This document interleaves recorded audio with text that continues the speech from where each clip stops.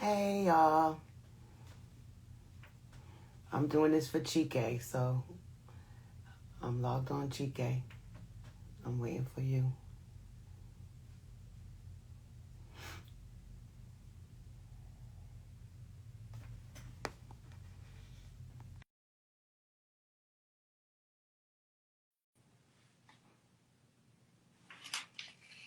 Hey everybody.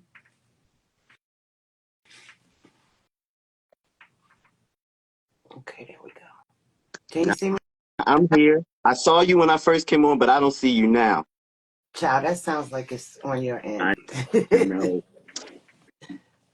Oh man. All right, I'm gonna come out and come back in. Please don't go anywhere. I'm so sorry. Hey Gabby. Who's in here?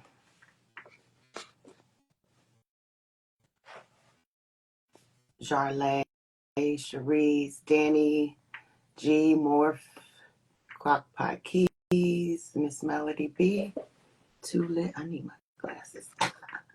Coco Licious, Miss D. What up, D Nice? Love my goddamn self. Uh, one SMKL7, Double Queen Teddy, Sweet Maina. What up, Ceylon Gray? Hey, Alyssa. Glasses with glasses. I see you, bro. Now, where's Chiké?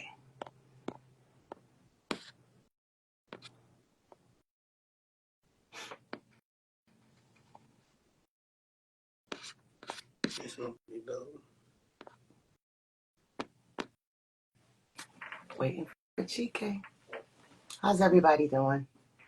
Y'all know this is not my thing. I don't be going live. But this is Conversations with Chiké by way of the real Faith Evans. Okay, he's on there, but I don't see a request. Let's see. Okay, there we go. I think I got it. Did I do it right? Scroll all the way to the bottom. I thought it was right here. No, it is right there. I don't know what's going on with it. Oh, there we go. Okay. Can you see me now? No, man. Oh my God. I'm on fire. I don't know what. I don't know. This has never. This has never happened. This has Dang. never Well, happened. so what you tell me what you want to do? You want to So try it again normally, tomorrow? do you have Tell time me what tomorrow? makes sense for you. Well, I have to do another interview in the morning, so if you want to try and do it tomorrow. Well, I'm better later in the day, so that works for But that's me what if I'm it works saying. for you. I'll have on a half costume, Faith Evans costume. So. You kill me with these Faith Evans costumes, sister. I mean, I I don't mind. appreciate you. Sorry to everybody that's trying to, watch that can't. Well, that you can't see. Everybody else apparently can, and they see you as well. So So, I mean, if you don't mind giving this to me when we're done, because if but everybody can see us, I can take this. I don't mind not seeing you because I know what you look I like. just But need it, help with. Can you help? You know how to do that? That's so sad. Record? You see how unsavvy I am. so if you want to do that, then we can do it now, and you can keep this and give it to me, and we can work with that, or we can do it tomorrow. Okay, whatever. You let me know. You the queen. Okay, how do you do that? After the So, fact? Yeah. Okay. All right. All right. Let's go. all It'll right. allow you to say in the live, right? I don't know. Yeah. I don't be doing live So that much. once this is over, it's going to ask you if you want to save it, and it'll go into your archives for 30 days, and you can download it and just send it to Okay. me. All Cool. right. All Mm-hmm. right. How you doing, Mama? I'm good. How are you? I'm blessed. I cannot complain.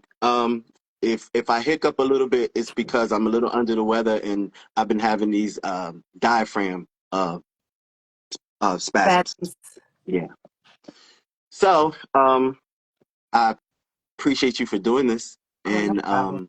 you know, I'm glad I finally got to follow through with it and make it happen for you. yeah.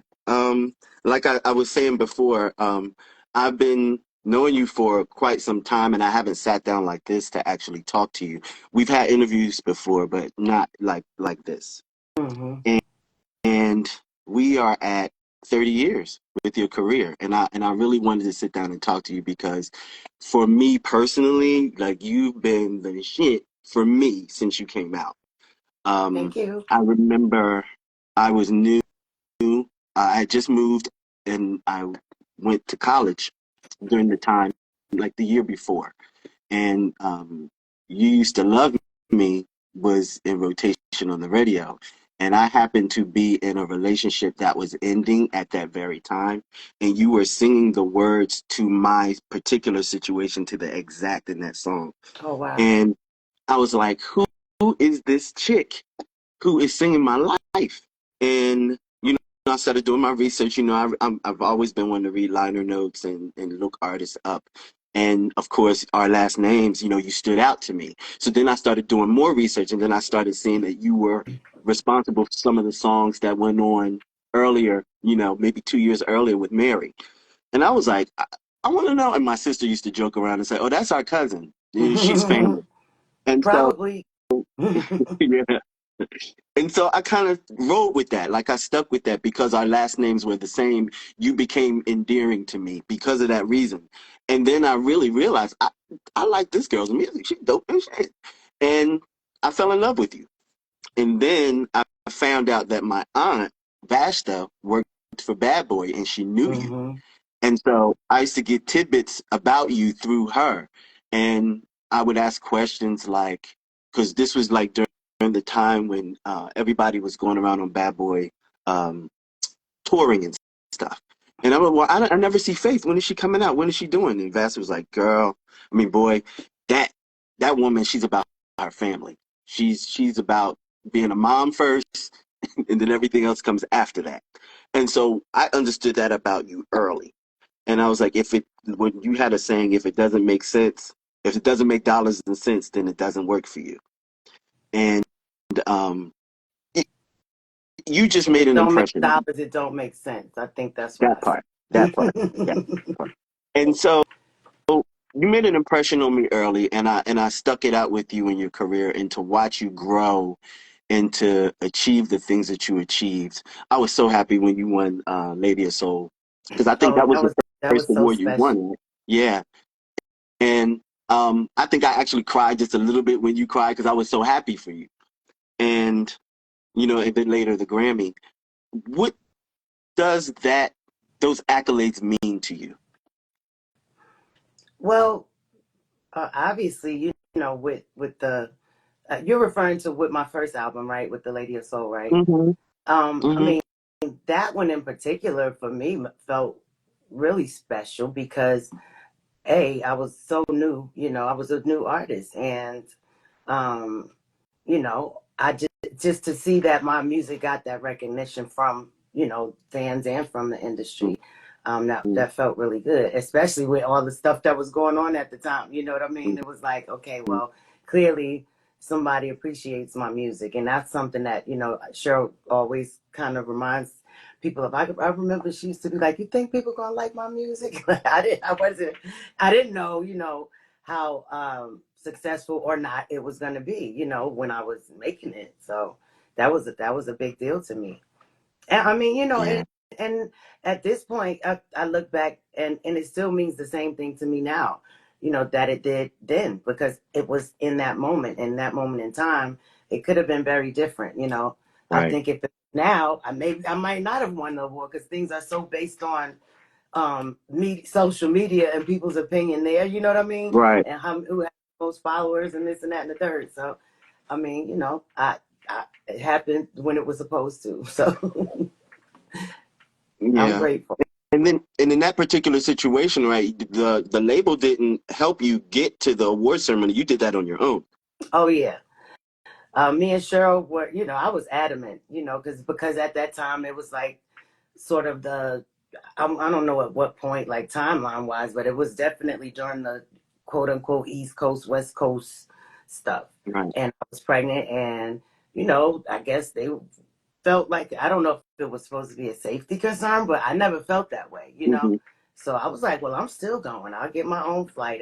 And Theo, who used to be on the radio out here in LA, he actually helped me get the dress, and I waddled my big pregnant self on up there. And I was like, wow, I had n- no way I thought I would win, but I was still going to go because I was being acknowledged. You know what I mean? And to be acknowledged in the category with people like a Mariah Carey and Mm-hmm. other great artists, I was like, well, I don't care. I'm going. If they, you know what I mean? If they're acknowledging me, I'm going to show up. Had no idea I was going to win. That just took the cake. So I guess shortly after you came out, because I used to be a gospel groupie, I actually was a part of a few choirs, and I knew some people in gospel circles, and your name in those circles was big, and I think they used to call you Big Fat back then, Oh my and God. That's so funny.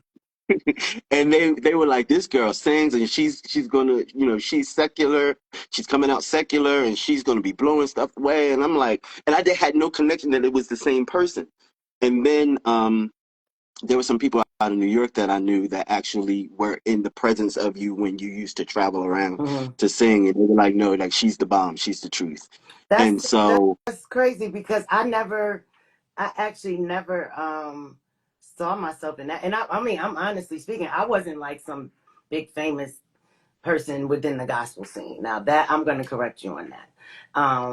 I you definitely weren't famous, but people that sing and know music knew your ability. Okay, I could take that. Hmm. I'll take that Hmm. because I was a part of a group with some really seasoned singers like your Sherry McGee and Hmm. Nancy Jackson. We were in a group together shortly before I went to Fordham. Hmm. So okay, I'll Yeah, take it. yeah, yeah, yeah. Because in the gospel community, it's all about your skill set. Can you sing or don't you sing? You may not know the person's name, but the people know that you can sing when you walk up there to sing. They know what Hmm. you can work with. Hmm. So yeah. So when you look back over the 30 years, what comes to mind at this point? That I'm here, Hmm. and I have sound mind, and I'm healthy as far as I know, thank God. And Hmm. and that I've learned a lot, and that I am obviously mean enough to a handful of people for you to even be talking to me right Yeah, now. And again, yeah, shout out to everybody who's watching and who will watch once Chiké gets it and puts it up too. But yeah, it's a blessing. Again, back to me not ever knowing that I was even people were gonna even like my music. You know what I'm saying? yeah. So it's a blessing. So, do you watch any reality TV or any shows? Are you familiar with The Voice and just heard Ari Camille do Love Like This? I did tune in. Hey Rob Milton, hey Quan Grant. Um, I actually don't often watch the competition shows. Hmm. I'm like usually streaming, like, binge watching some series or something on a streaming network. But I did tune in to see her perform because I had to clear the, usage of the song. So Okay. I knew it was gonna be used, yeah. So I did make sure I tuned So in. I always had a question because I think about you every time that I hear your music on TV. What's that process? How does that work when they want to use your song? Well, typically either if you have a publishing deal or an admin deal with somebody, typically they'll be contacted by a clearinghouse or sometimes directly by a label.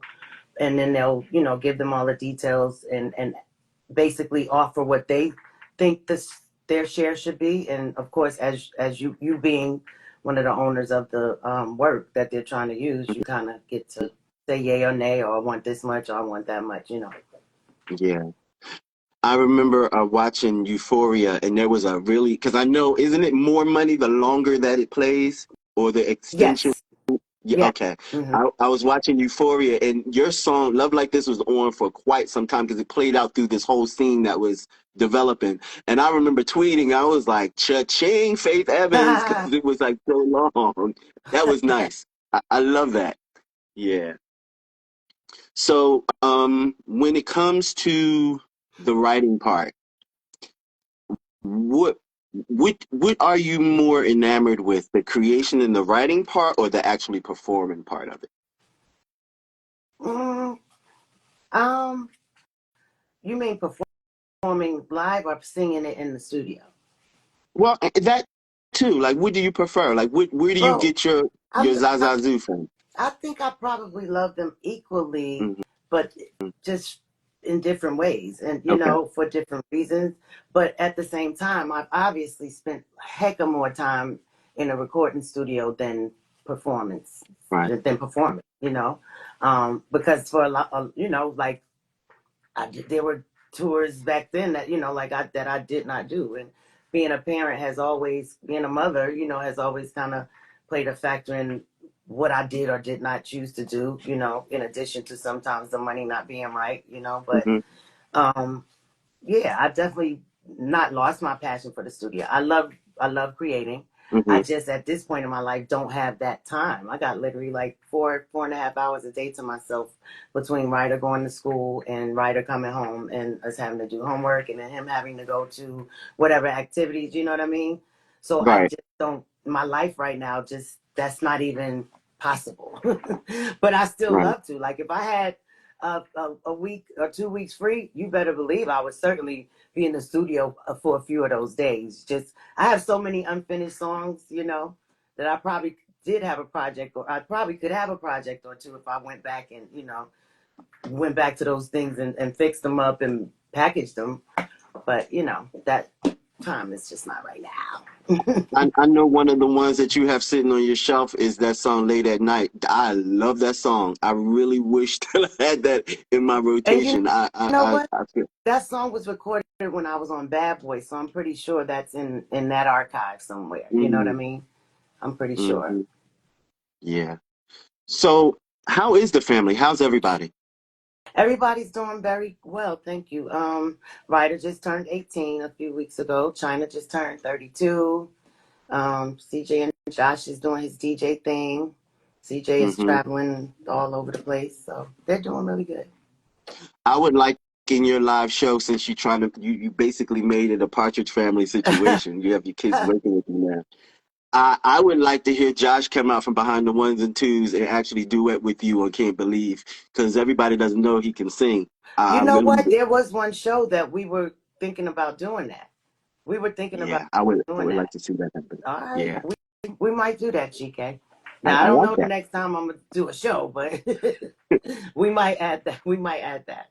And a lot of people don't know that your first tour was the Bad Boy tour, the reunion tour. And No, I remember no. you told me that was the longest time that you were ever away from home. Because I remember we Well, well, talked. And, well, yeah, longest time, but that wasn't my first tour. My first tour was definitely smaller, but it was probably during my second album, I want to say. First, I went on tour with Drew Hill. It was total myself and Drew Hill. okay, okay, That was like a theater tour. And then after that, I did, I don't remember which Usher album it was, but I went on a run with him as well, him and Nas. And that was okay. during my Faithfully album. And then I did. Do you like touring? um, Yeah, I like it, but the thing is, I equally love being able to be at home and make sure everything is in pocket, and making sure my son is straight. Like, when I get my free weekends, I might, run off and go hang with C's in Miami or go back home to Jersey for a few days. But I don't know. I love being at home too. Yeah, I get that. And And right now it's really necessary. It's been necessary for the last few years more than ever, yeah, with Ryder now, especially he's 18, he has to now transition into some different, different stuff like vocational stuff in life, more life skills. And so all of those things, I still have to find the person that's going to be able to do that service and come to, it's kind of rebuilding his team all over again now that he's 18. Um, yeah, you know, thankfully we have Malika, who's been working with Ryder for like over 10 years now, and she's a very core part of Ryder's life, Hmm. his academic life as well as his social and behavioral life. So I'm sure she's still a part of our team, but I still have to find other things. Whereas for example, she helped me, put Ryder's schedule together where we found a speech therapist that will come to him. We found a occupational therapist that will come to him at her place and so on and so forth. She takes him Hmm. to like tennis lessons and to um, kickboxing lessons. And, it's a lot. Even in that, if I Yeah. was to be able to do all that, I wouldn't even have those little 4 hours that I have. You know what I'm saying? So thank God, I have her to be there and help support him. Can we go back to when Ryder was when he was young and you started to understand about his autism? What was that like for you? Like, what were the triggers that alerted you that there could be an issue? Well, before he was diagnosed, I, I had three kids that were older than him. And I just could Hmm. kind of tell he should be talking. He should be saying a few words by now, Hmm. before by a year old, my other kids were probably even more advanced than that Hmm. in walking and talking. And his pediatrician at the time kept saying, just take it, just give it a minute. Every kid is different, all of this stuff. And I'm like, I'm telling you, I just feel like, and at that time, as I understand it now, there is a test that can be done or some testing that can be done to, find out if a child is on the autism spectrum. That Hmm. didn't exist then.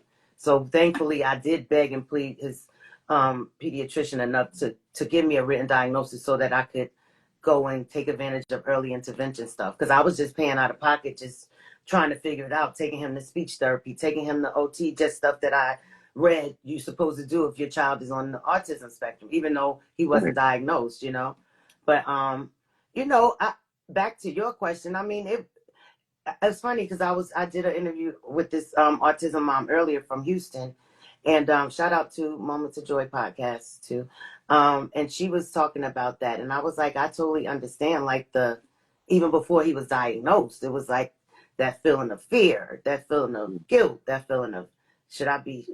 Is there shame attached? Like, but then it's like Right. nah, like And I was telling her like I look at it as a blessing that that God gave me the responsibility because, as we all, those of us who believe, let me say Hmm. that, as we know, um, God doesn't tend to give us more than we can handle. Not that That's right. everyone does handle things the right way Hmm. or keep that in mind as they go through things, but I know that much. Yeah. And so it's my responsibility to live up to the responsibility that he's given me. Hmm. The writer is definitely, I'm his number one advocate and he is my number one priority.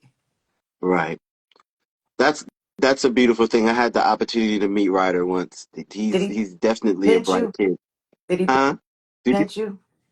Because did he what me? some people have their little writer stories. Girl, he pinched me so hard, he caught me in my arm. No. I mean, remember, I think we were in Philly and we were backstage and I asked if I could take a picture with him. And you asked him if he wanted to take a picture and he said take a picture and he came over and stood behind me and right before the picture he jumped on my back. So I that's the knew it. picture that I'm I about to say there has to be something else there. have. All love, all love. So you have an event coming up. Do you want to talk about that a little bit? Would you Oh yeah. can? Um, Writers Room is actually gearing up for our inaugural gala. It's going to be on September 27th at the Newark Museum of Art. We're partnering with the city of Newark. It's going to be a great night of food, entertainment. We give honorees. We're honoring a few people within our community, meaning the autism and special needs community. What else? I know I'm in a lot because I'm trying to remember. I should have a paper with some bullet points.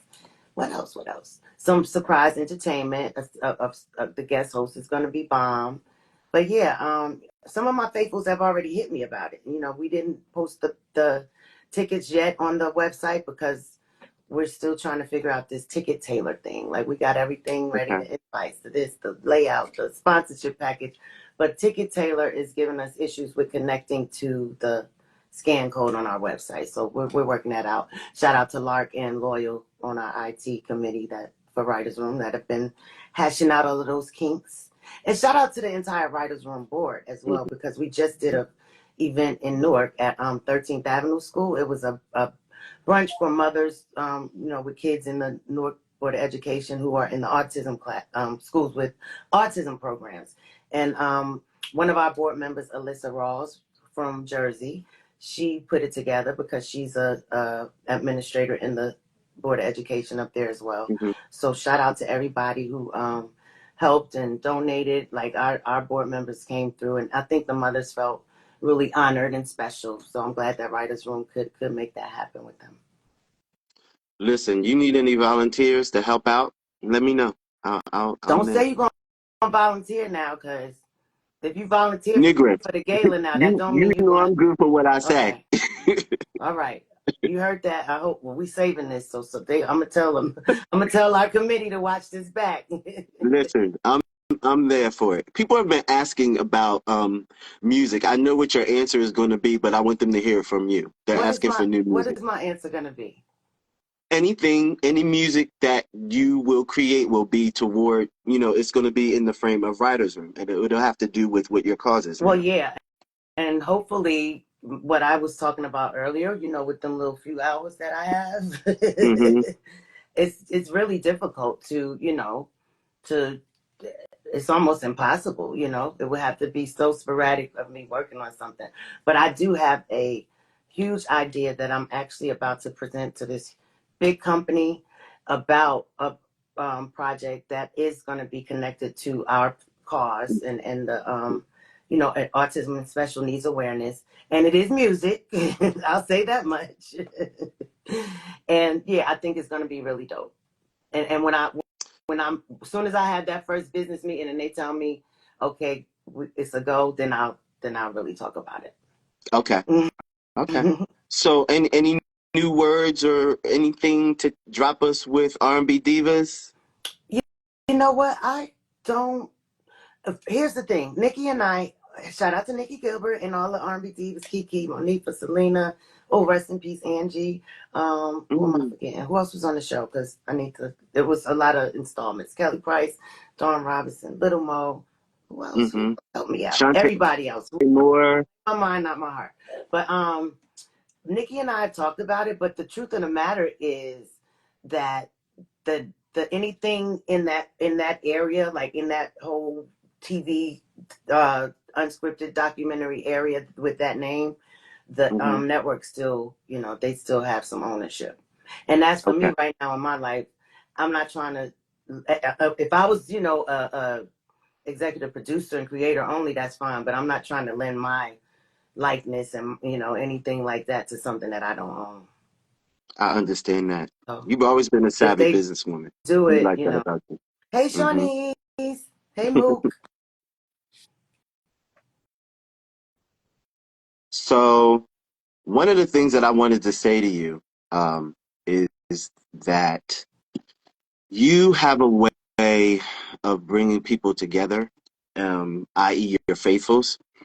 And I'm not sure if you're aware, but we all are like brothers and sisters with one another in the name of you. We will collaborate, we will fight for each other, we will Hey defend one another, Keith. we will help each other out for whatever it takes, all because of you. You brought us all together, and your spirit and what you bring to the world has united a group of people, all because of you.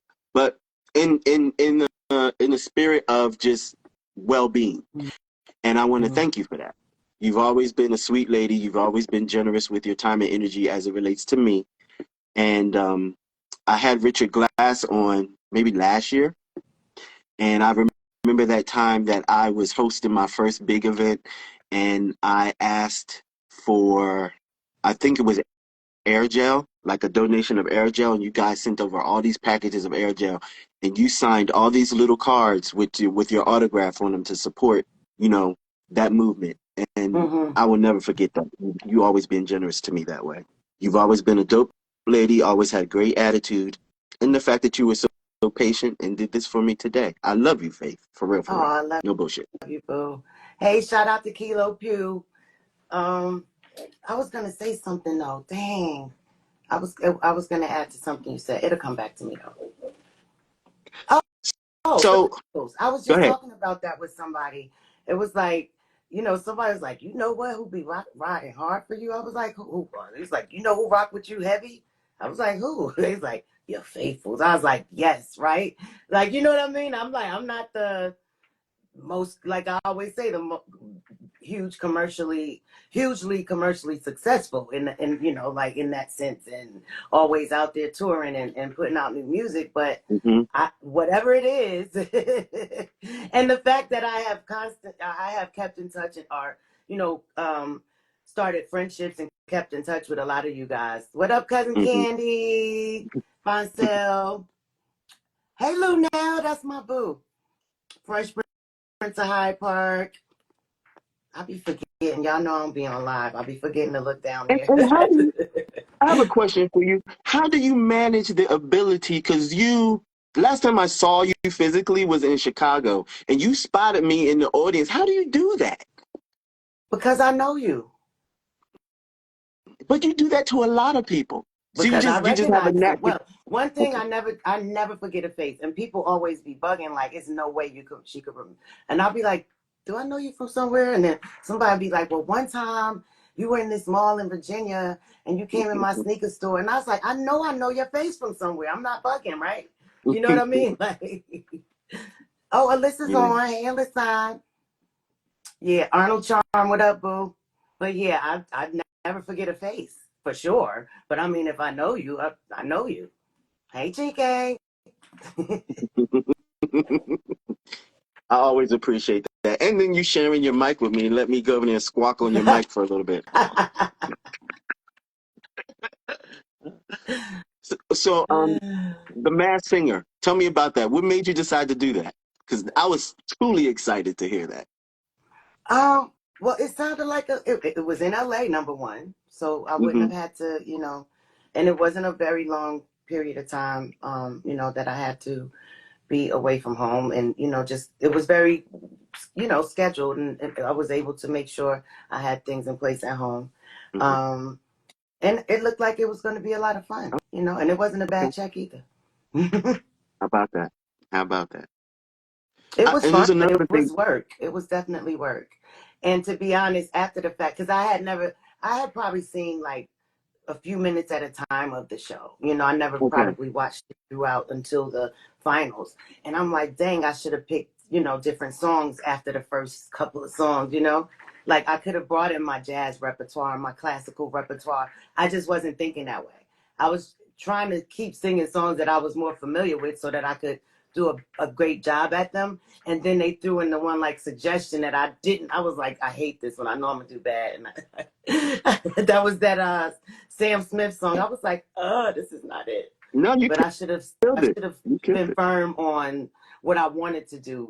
But if I had watched the show more before I did it, I would have certainly did like a tough jazz something. Just something Mm-hmm. to show that I can sing across genres. Mm-hmm. Mm-hmm. Hmm. I've always wanted you, this is my own personal want for you.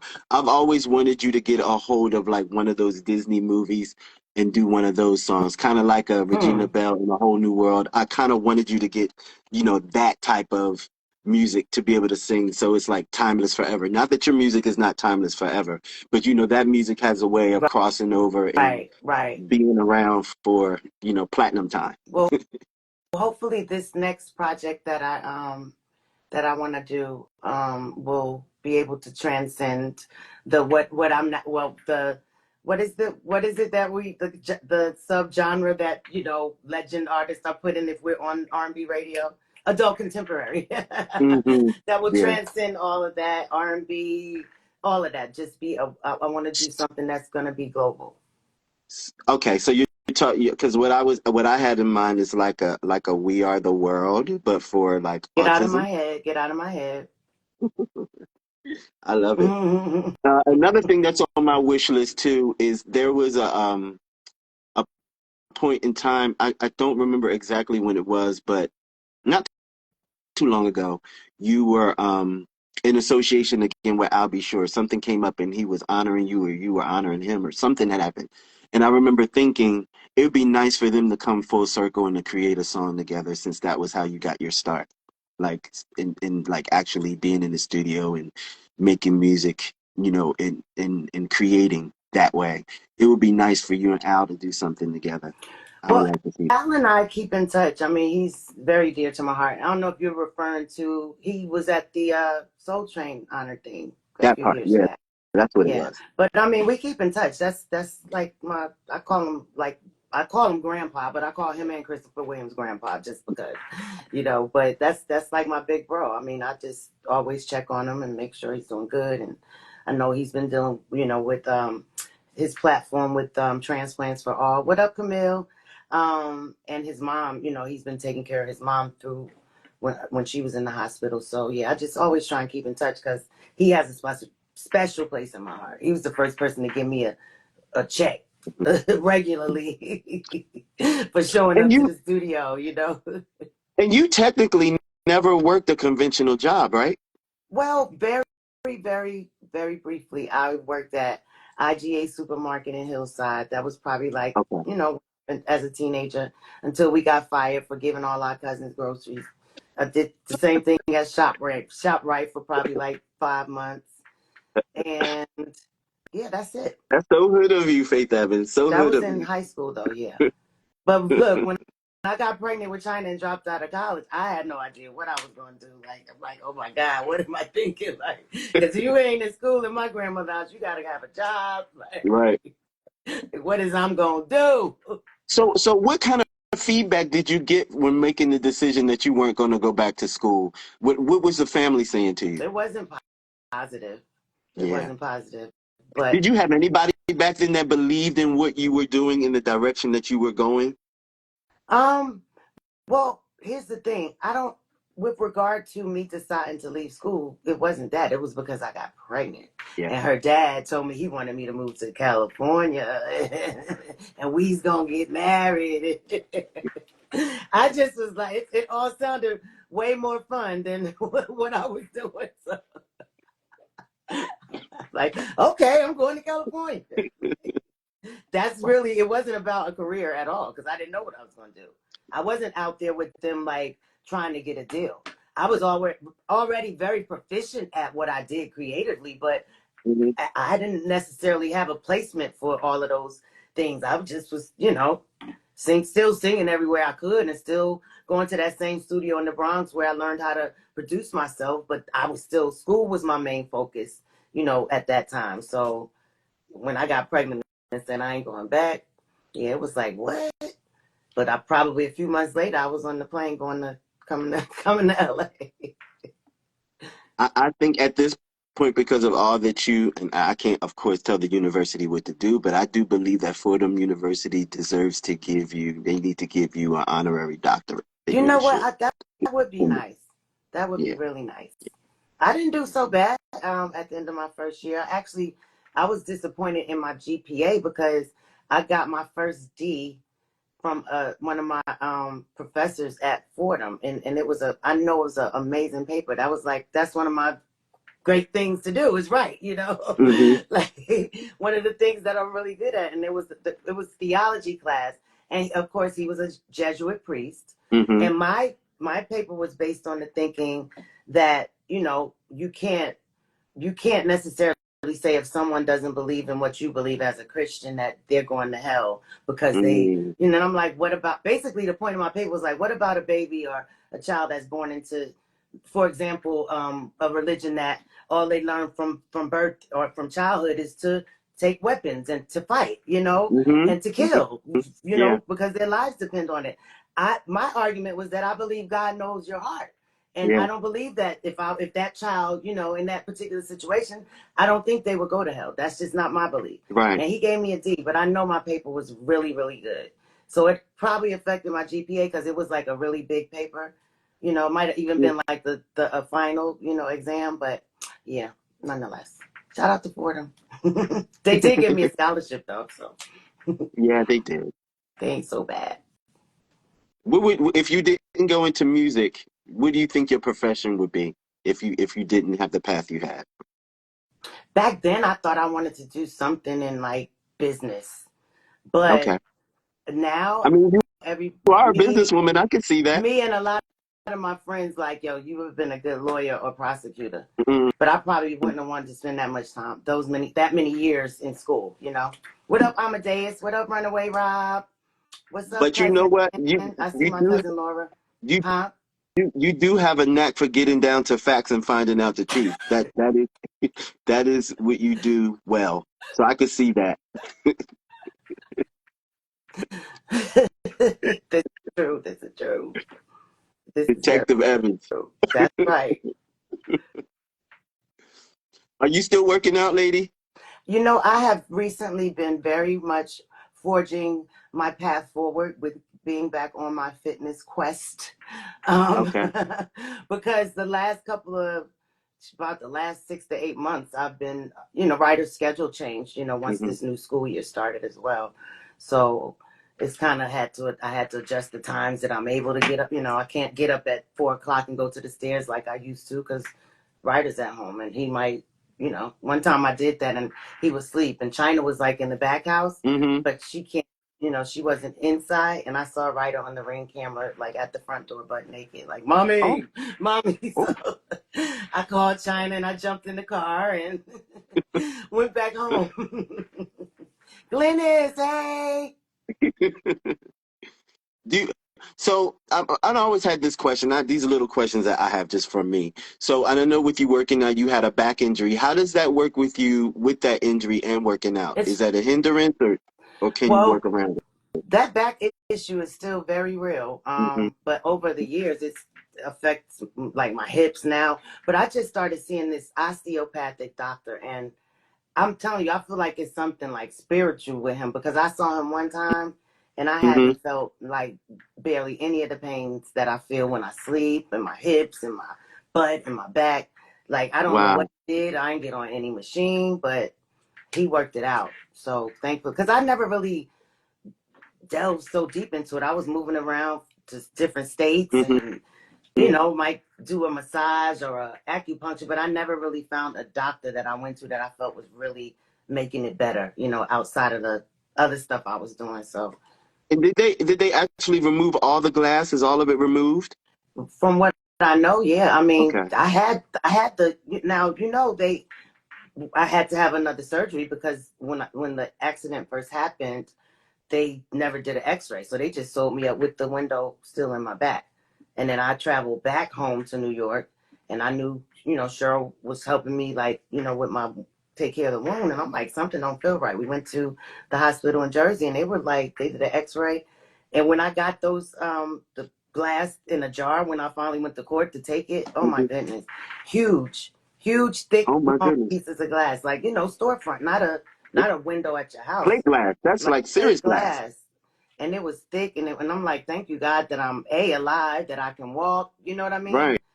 Because it was right in the middle, right on my spine, at my lower back. So Oh my yeah, I God. came out of it. So after I, settled the lawsuit against the city and the club, Mhm. and the police officer that pushed me through the window for peanuts, I said it wasn't really worth it. I'm okay. I'm alive. I can walk. So I'm just gonna let it go. Okay. Well, I don't really have much else for you, not unless you want to tell me some things, but I love you, I boo. thank you for your time. I love you too. And Shout out to everybody. Oh, shut up. You know what, DeRay? I knew he was gonna be in there talking about acting tough. I was not acting tough, actually. I was standing very humbly to the side, trying not to bring notice to the fact that I was me. Actually, I was standing off to the side. So the yeah, officer and they was wanted way to out lump of. you in with the crowd, correct? I was not with the crowd at No, all. Yeah, no, they wanted you to be with the crowd. he just was telling me that I couldn't stand where I was standing, but that wasn't Oh, true. I wasn't in front of the oh, club. I was like two businesses away, waiting for oh, the rest, like Cheryl and whoever was with us at the time, to come so we could all walk in together, But before they even wow. made it there, I was through the window and had handcuffs on. Hey, Dominique. What's up, Oh, and Ryan? any any any ideas on another book? You know what? I maybe, but I don't know. People like I should do a cookbook, da, da, da, da. But the books don't really be, booking like that. I'm still trying to make money off my first one, and it was a New York Times bestseller. But I'm saying like, what, maybe because I got a nice, handsome advance. Hmm. You know what I mean? Hmm. But yeah, I don't know. From what I understand, I don't know how in demand they are now. I always buy, Yeah, autobiographies and biographical books, but I I don't think know. your book will be in high demand, especially after the last one. I think that I would people will have to flock. check with a good publisher and see what they talking about. Hmm. And if you ever decide to go down the film road, I have an idea for a documentary film based around music, Mm. that we could talk about. What's Because up, I dabble in Saki? films, A documentary based on what? music. Oh, so it's not what up, preach. Wait a minute. But okay, we'll talk. Yeah. We'll talk. I guess you don't Yeah. want to give away all your good Oh ideas. no, no, no, no. To you, we can share, but I'm not for them.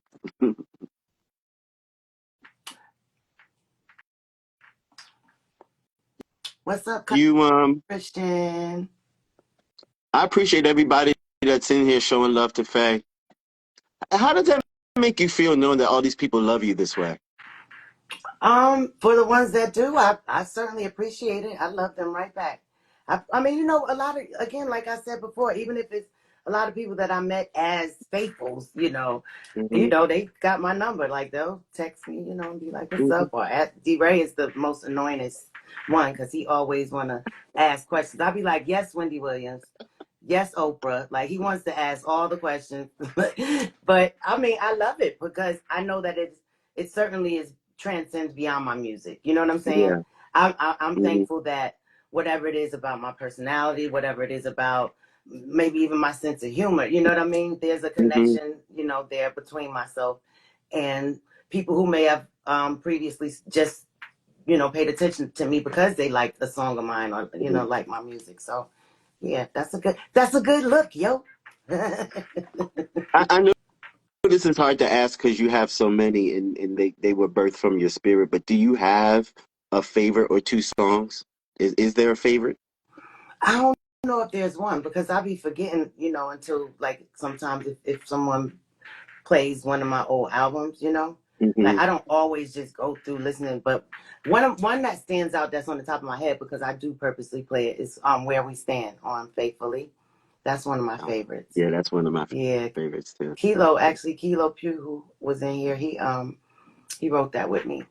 Kilo, and he was a part of that crew that did the Lauryn Hill Miseducation album. Mm-hmm. So it was like Hmm. really dope to be able to work with him and Beta. Yeah, Shout out I've to always the wanted sister. to.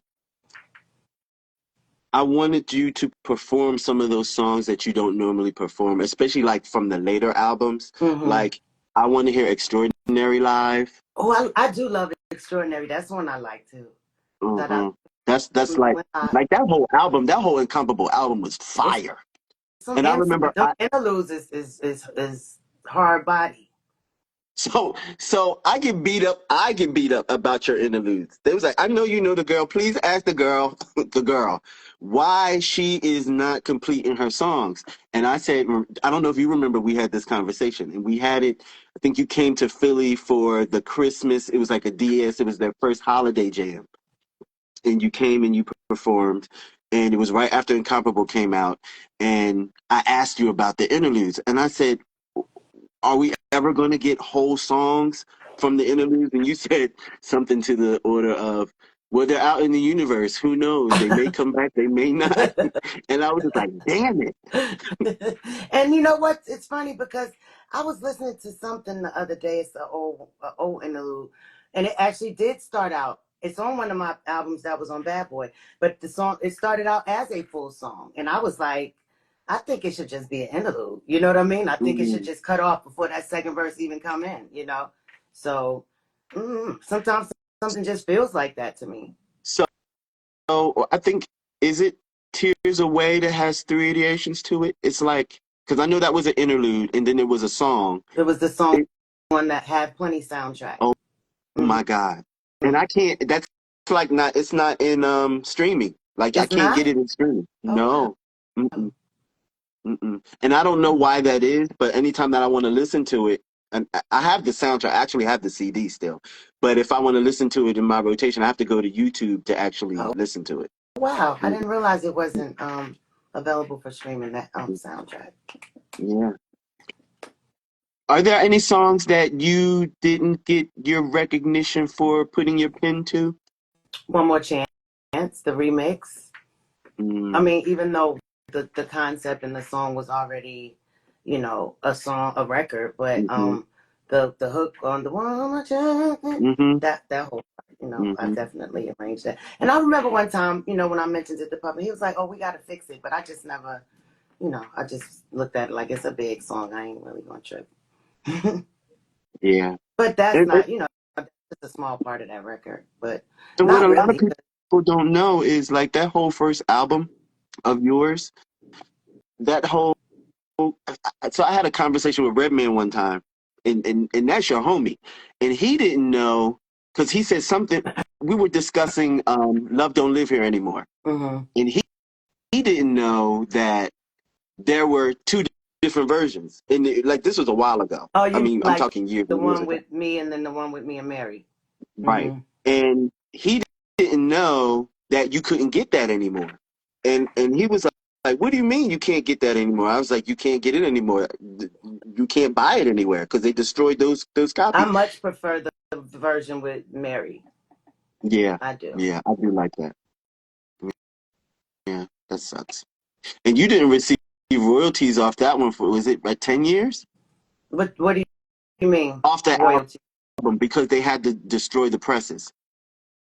Well, that's not just necessarily a factor in someone receiving royalties. I mean, Okay. not just that one record, the overall body of work. Like, there's you got to recoup. You know hmm what I mean? First, Yeah. before you see any royalties. So, Yeah. recoupment is certainly not just dependent on that particular song. You know.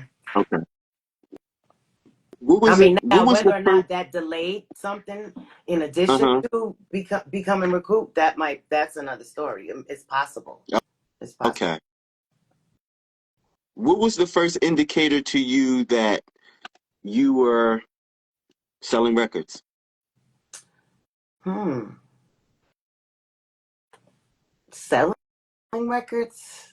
So like you put this body of work out, you release your album, and you're out in the world, preparing, to do promo and stuff for it.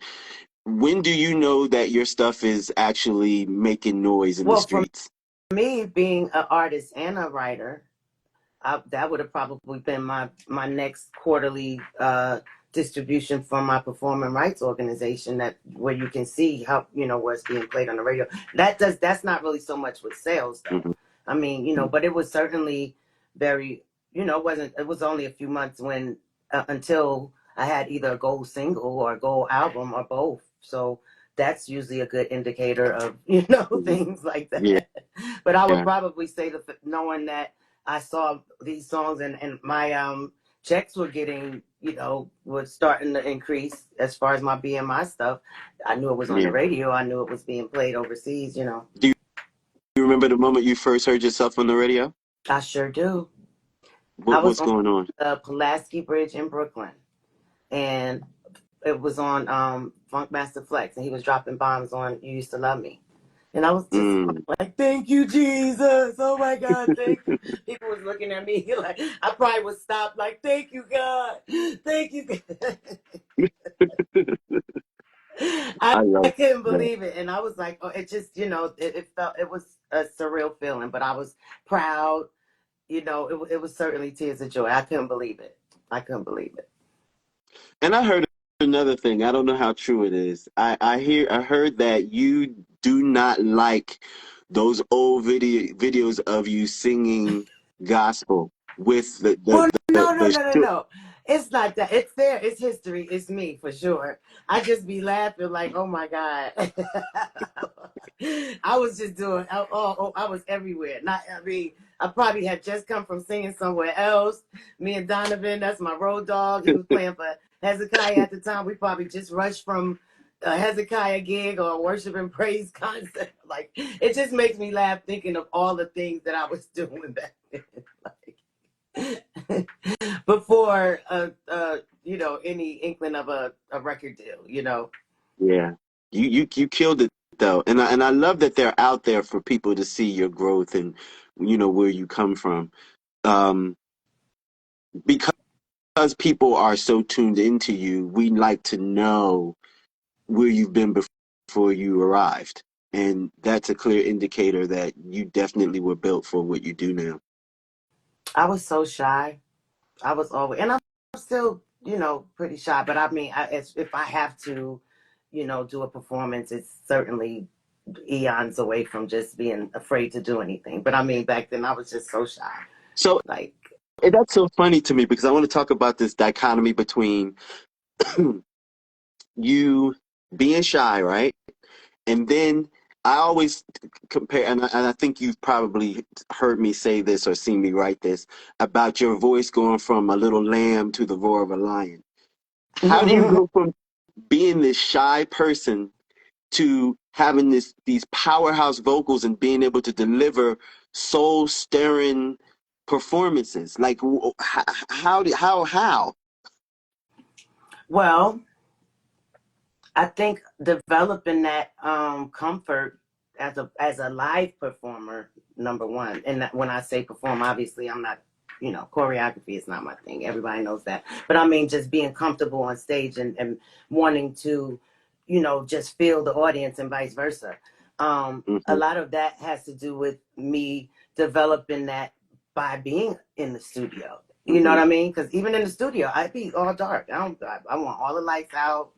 I always say, like, if there's another artist or somebody involved that's not in my normal cipher of being in the studio, I'm like, well, could you go outside? Because I just, I like to just be able to let loose and make mistakes and all of that Yeah, stuff. You know what I mean? yeah. And I don't know. I'm just very conscious of it. But I'm more comfortable in the studio, or was for a very long time more comfortable in the studio because that is my place to do that, hash things out and fix things, and I can, the magic of recording.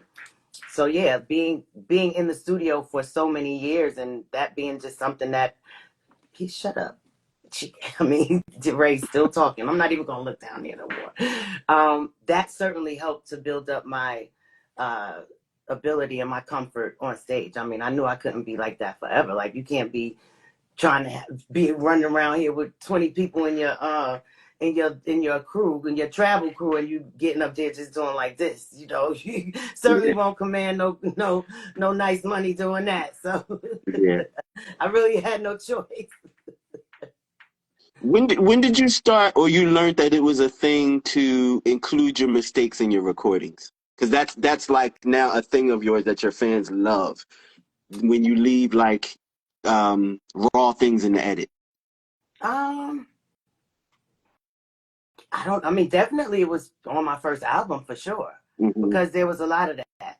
But then a lot of the times, like, especially if it's something like, for example, one thing that comes to mind at the end on Fall in Love, I was like, all right, fuck it. Like, that I remember song I asked you is about that at your so book signing. long. I And it asked seemed you like I Puff, asked you what he happened. kept adding sections. Like, oh, now is it two bridges in there? Like, the songs back then was so, I'm like, bro, why?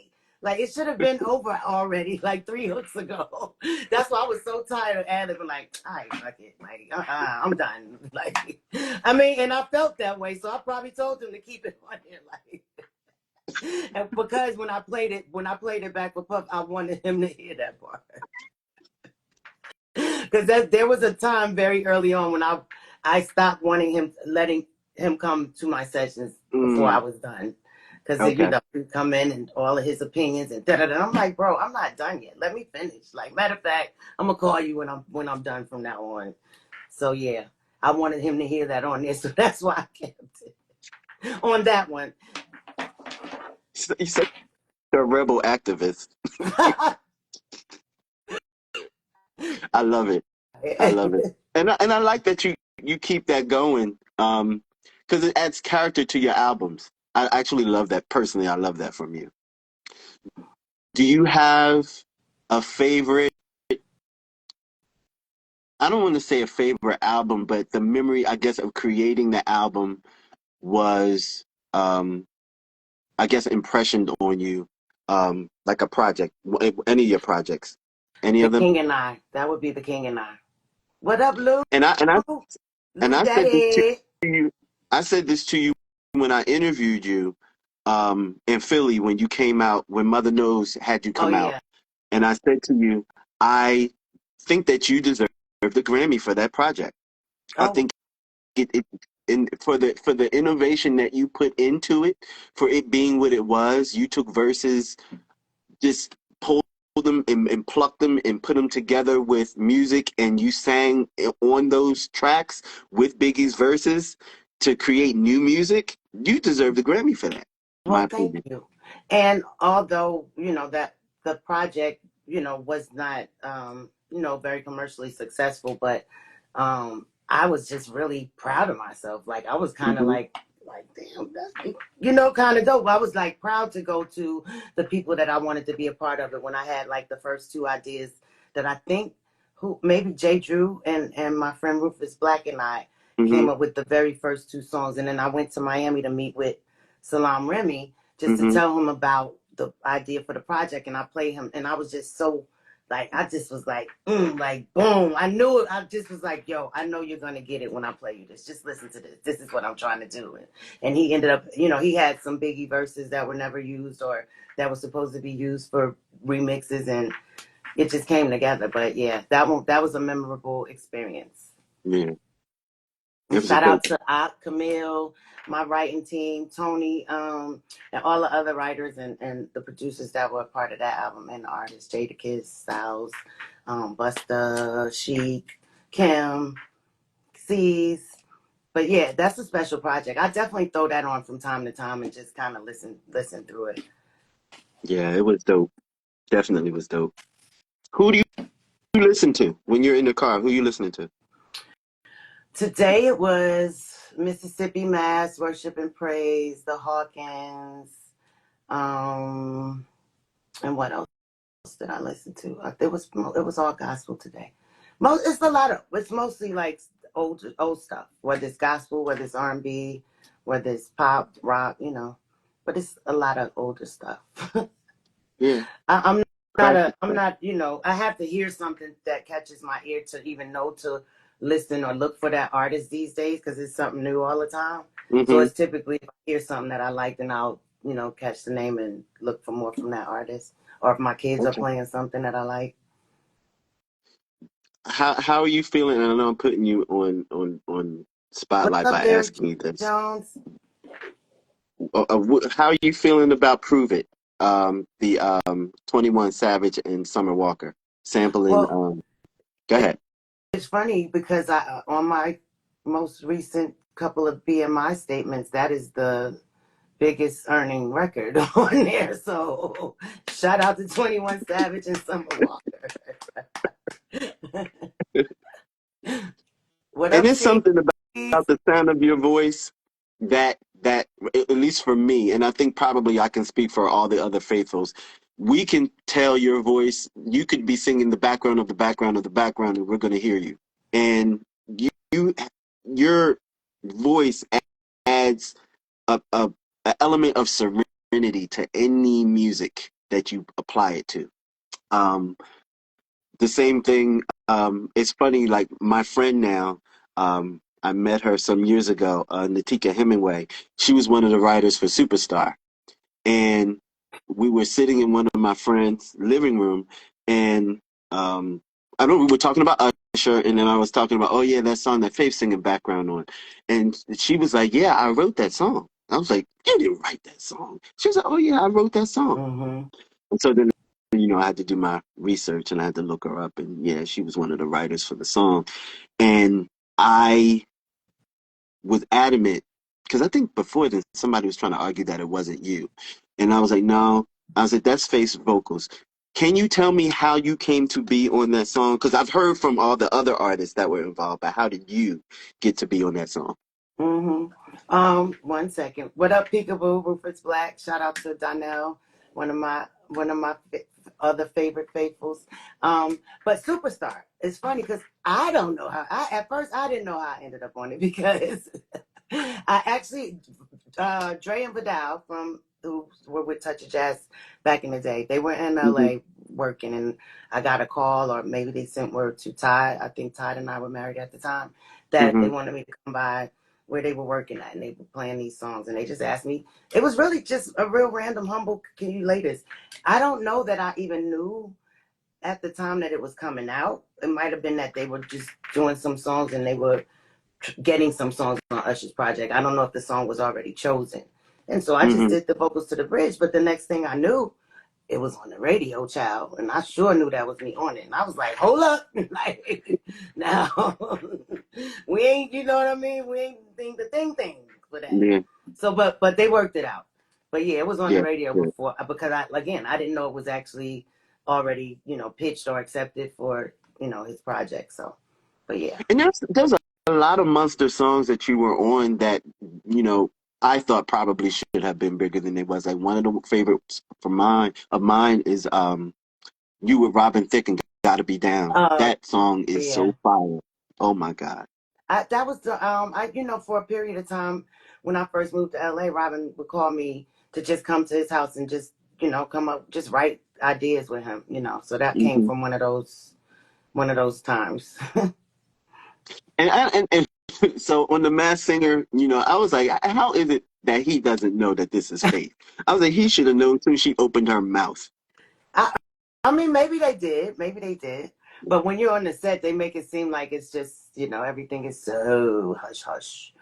Like you can't even show your wrists, your ankles, nothing. Like you got to be fully covered. Like even the people that are accompanying you on set, everyone has to be completely covered and wear these hoodies and stuff like that. Wow. So you had no idea until the end who you were up against. At all, actually. Wow. That's interesting.